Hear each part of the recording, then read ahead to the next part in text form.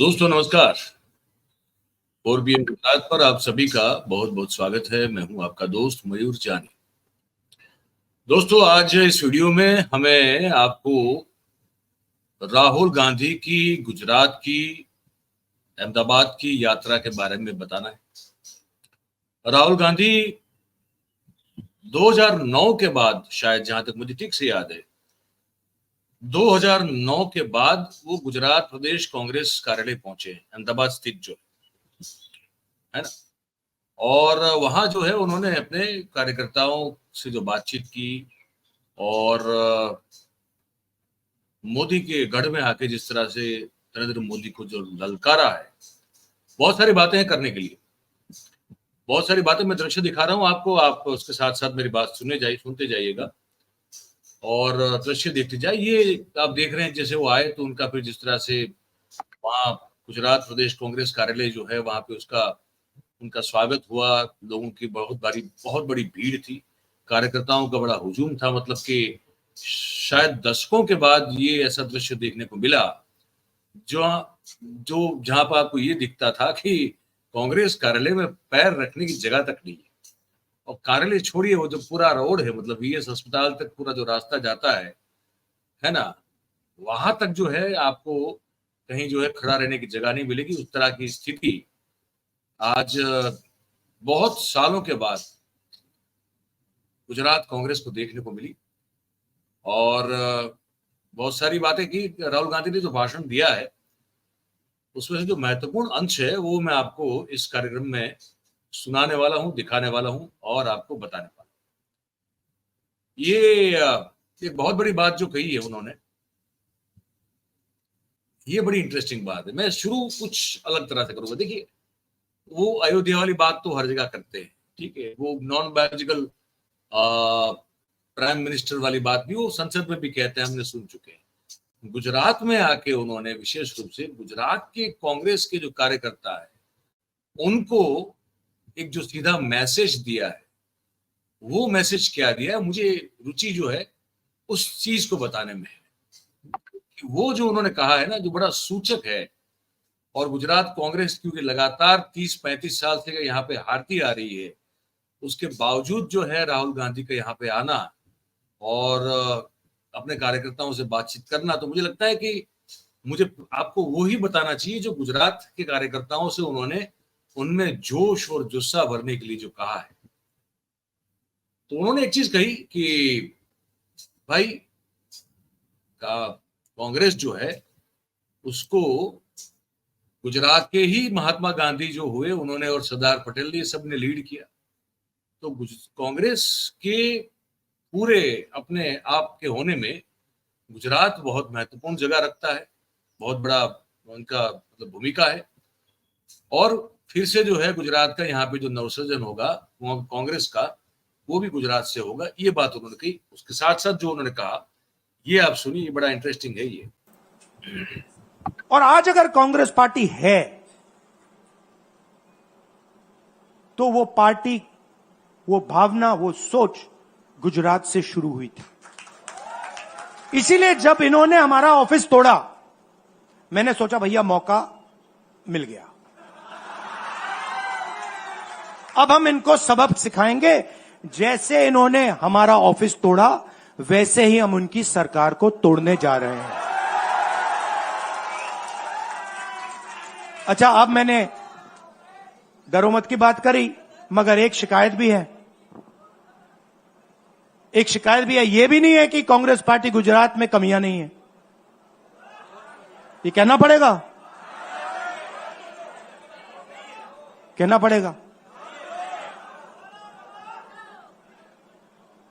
कमी क्या है? एक कार्यकर्ता ने मुझे बहुत अच्छी तरह बताया, कांग्रेस पार्टी के कार्यकर्ता ने, राहुल जी, कहता है मुझे, राहुल जी ये कांग्रेस पार्टी में एक मुश्किल है, 2 तरीके के घोड़े होते हैं। एक रेस का घोड़ा होता है, दूसरा शादी का घोड़ा होता है। ये आप कभी कभी कांग्रेस पार्टी क्या करती है, रेस के घोड़े को शादी में भेज देती है और शादी के घोड़े को रेस में लगा देती है। तो उसने कहा ये आप बंद करा दीजिए, रेस के घोड़े को आप रेस दौड़ाइए और शादी के घोड़े को आप शादी में भेजिए। तो ये हमें गुजरात में करना है। जो रेस का घोड़ा है, जो तैयार है, दौड़ने के लिए तैयार है, उसको रेस में लगाना चाहिए। और जो हमारे शादी के घोड़े हैं, जो हैं वो हैं, उनको हमें शादी में बारात में नचा देना चाहिए। तो अब मेरा कहना है कि यह काम सीरियसली करना है।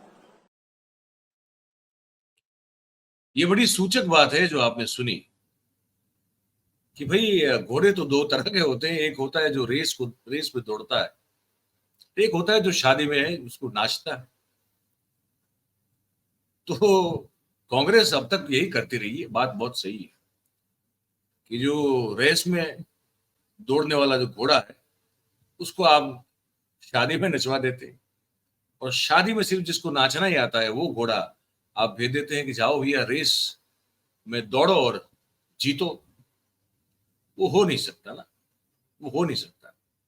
मैं लगातार कहता हूं, आप अगर मेरे कार्यक्रम देखते हैं तो मैं लगातार कहता हूं, और जब मैं प्रिंट मीडिया में था, जब मैं दिव्य भास्कर का स्टेट ब्यूरो चीफ था, पॉलिटिकल न्यूज एडिटर था, या तो मैं मिड डे का संपादक था, या उससे पहले भी मैं लगातार कहता आ रहा हूं लगातार कि कांग्रेस एक गुजरात में ऐसी पार्टी बन चुकी है जो खुद अपने आप को जो है वो खत्म करने पे लगी हुई है।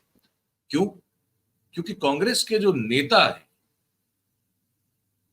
मैं बड़ी जिम्मेदारी से बात करता हूं और मैं बोल चुका हूं, फिर से कह रहा हूं, कांग्रेस के जो नेता रहे हैं गुजरात कांग्रेस के, वो कभी जो है वो रेस के घोड़े रहे ही नहीं जो जिता दें। वो जिता नहीं सकते, वो शादी वाले घोड़े हैं। इनको आप जो है वो बिल्कुल जो है डेकोरेट करके नचवाओ शादी में, वो ठीक है। वो जीत नहीं सकते, ना आपको जिता सकते।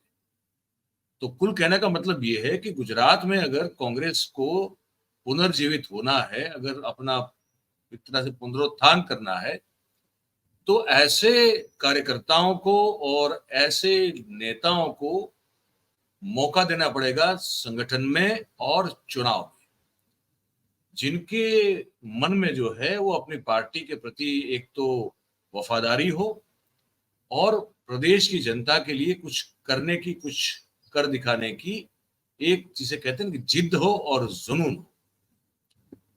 वैसे ही लोग चलेंगे, वही लोग रेस में दौड़ेंगे और जीतेंगे। बाकी ये जो सालों से गुजरात प्रदेश कांग्रेस कार्यालय पर जो है वो कब्जा जमा के बैठे हुए लोग हैं, वो आपके रेस के घोड़े नहीं है, वो शादी के घोड़े हैं। उनसे कुछ हो नहीं पाएगा। तो जो है पूरा फेर बदल जो करना पड़ेगा, वो बात जो कर रहे हैं राहुल गांधी, अगर वो कर दें तो फिर आप जो है, ऑब्वियसली 3 साल बाकी है गुजरात विधानसभा चुनाव में, आप फिर जीत सकते हैं। और ऐसी कुछ बात जो है आगे इस निवेदन में राहुल गांधी ने की है, सुनिए। और इसका मतलब है डरो मत, डराओ मत। और मैं आपसे यहां कहने आया हूं, इन्होंने आपके ऑफिस पे आपके कार्यकर्ताओं पर आक्रमण किया है। अब आपको डरना नहीं है, डराना नहीं है। इन्होंने हमारे ऑफिस पे धमकाकर, ऑफिस को तोड़कर हमें चैलेंज दिया है। चैलेंज क्या है?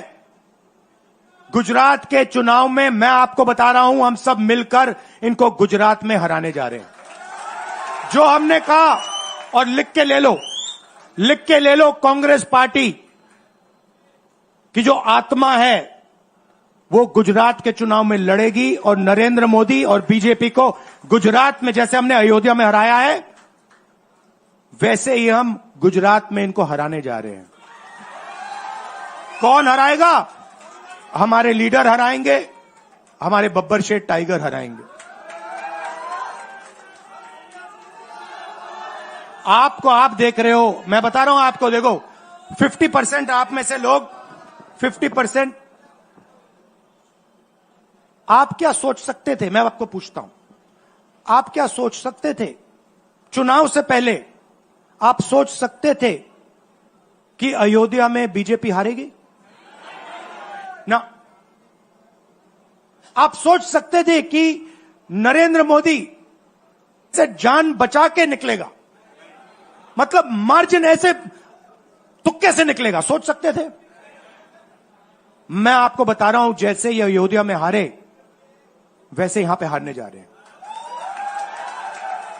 आपको सिर्फ एक काम करना है, एक काम करना है आपको सिर्फ गुजरात की जनता को सिर्फ एक बात बोलनी है, आपको डरना नहीं है। बिना डरे अगर आप बीजेपी से लड़ गए, चाहे आप किसान हो, मजदूर हो, छोटे व्यापारी हो, अगर गुजरात की जनता बिना डरे लड़ गई, बीजेपी सामने नहीं खड़ी हो पाएगी।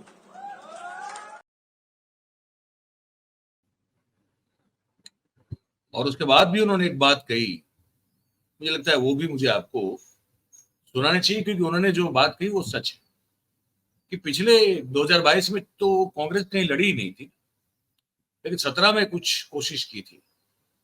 और उसका उदाहरण देते हुए राहुल गांधी ने जो बात कही अपने कार्यकर्ताओं से, वो मैं आपको सुनाना चाहता हूं, आप सुनिए। हम पिछले चुनाव में, आप भी जानते हो, मैं भी जानता हूं कि हम बीजेपी से पिछले चुनाव में नहीं लड़े थे, ठीक से नहीं लड़े थे। उससे पहले चुनाव में 2017 में हम 3 महीने कह लो, 4 महीने कह लो, 4 महीने 3 महीने हम लड़े और नतीजा आपने देखा। गुजरात के सीनियर नेताओं ने मुझे बस में कहा, मैं बता रहा हूं आपको इनसाइड ट्रैक, मुझे बस में कहा कि राहुल जी, गुजरात में हमें 40 सीटें मिलेंगी। मैंने उनसे कहा 40 नहीं, हम चुनाव जीतने जा रहे हैं, और 16 सीट से हम चुनाव हारे। अब 3 साल है, 3 महीने में हम फिनिश लाइन तक पहुंच गए थे। 3 साल में हम फिनिश लाइन को मतलब उधर पीछे छोड़ के निकल जाएंगे। मैं आपको यहां कह रहा हूं कि आप लोग गुजरात में कितने साल बाद, 30 साल हो गए, 30 साल हो गए, मैं आपको बता रहा हूं, मानो ना मानो, आप में से 50% अभी मान रहे हैं और 50% कह रहे नहीं भैया नहीं होगा। जो 50% मान रहे हैं, मैं आपसे बात कर रहा हूं, जो 50% मान रहे हैं, मैं आपसे बात कर रहा हूं, आप लड़ जाओ और ये बाकी 50% बैठे हैं, उनकी माइंड बदल दो, नैया पार हो जाएगी, सरकार बन जाएगी। और मैं आपसे कहना चाहता हूं कि एआईसीसी की टीम, राहुल गांधी, मेरी बहन, सारे के सारे सीनियर लीडर आपके साथ यहां खड़े होंगे, आपके साथ मिलकर इनकी सरकार को तोड़ेंगे। आपने बहुत सहा है, बहुत लाठियां खाई हैं, बहुत अपमान हुआ है आपका, गालियां खाई हैं आपने, अब बहुत हो गया, अब इनको हमें सबक सिखाना है और हम इनको हराने जा रहे हैं।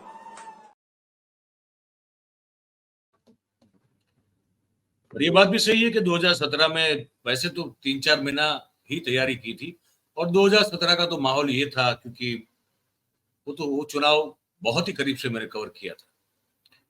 वो चुनाव आराम से जीत जाती कांग्रेस, अगर टिकट बंटवारों में जो अंतिम 2 सूचियां आई थी, अगर उसमें कोई गड़बड़ नहीं की गई होती तो वो तो क्या था कि वो तो मुझे, मतलब मैंने उस समय लिखा भी था कि ये जो नाम इस सूचियों में जो दिख रहे हैं, वो तो लगता है कि शायद बीजेपी वालों ने सजेस्ट किए हैं कि इनको लड़ाओ ताकि हम जीत जाएं।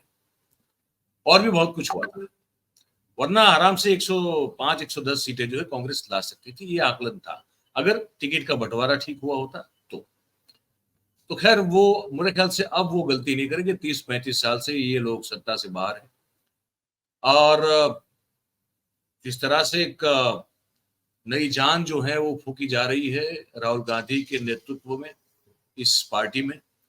और मुझे लगता है कि इट्स हाई टाइम नाउ कि एक ही पार्टी के शासन के तले अगर एक प्रदेश 30-30 साल तक रहेगा, तो जो अभी बंटाधार होता हुआ हम देख रहे हैं, हम रोज आपको जो है कहानियां, किससे सुनाते हैं कि क्या क्या कितना हर चीज खोखला हो चुका है, वो शायद फिर कुछ नहीं बचेगा।